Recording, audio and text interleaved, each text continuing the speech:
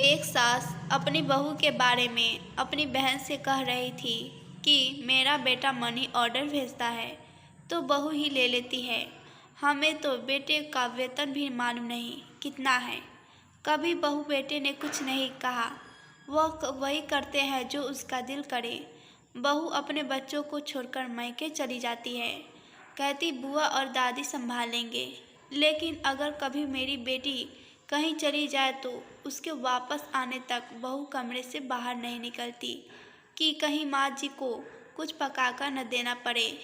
और जब मेरी बेटी वापस आती है तभी मुझे रोटी पकाकर देती है, या कभी कभी रोटी पकाकर रख जाती है कि अम्मा गर्म करके खा लेना। लेकिन बहू जहाँ जाती है बस यही कहती है कि मैं अच्छी रहती हूँ, इसलिए मेरे सास और ननद भी अच्छे रहते हैं। कुमारी बेटी है मेरी, मगर भाई ने कभी रुपया खर्च करने को नहीं दिया और बहू पैसे आते ही शॉपिंग के लिए निकल जाती है।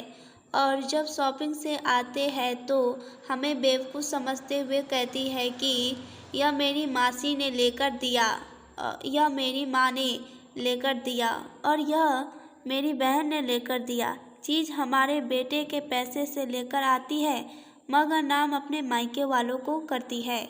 मायके वालों ने कुछ लेकर देना हो तो उसी दिन क्यों आ जाती है शॉपिंग करने। उससे पहले तो कभी उसके मायके वाले उसे कुछ लेकर नहीं देते।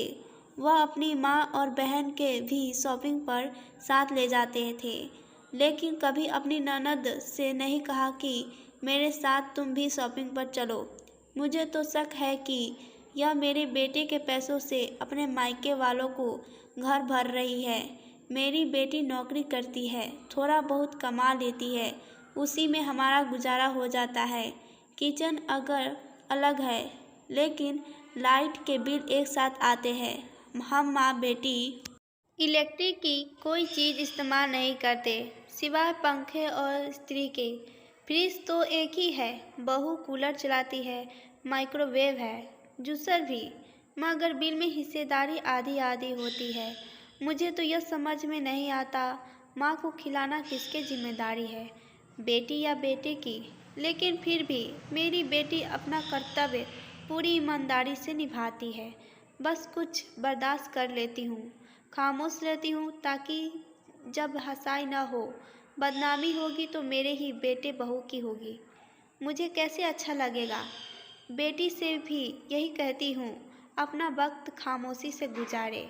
तुम्हारी शादी होने वाली है, वरना लोग बातें बनाएंगे कि भाभी के साथ लड़ते झगड़ते रहती थी। मैं और बेटी पैसे जोड़ जोड़ कर रखते हैं ताकि बेटी की शादी में काम आए। मुझे अपने बेटे से तो कोई उम्मीद नहीं है, मेरे बेटे की भी बेटे है।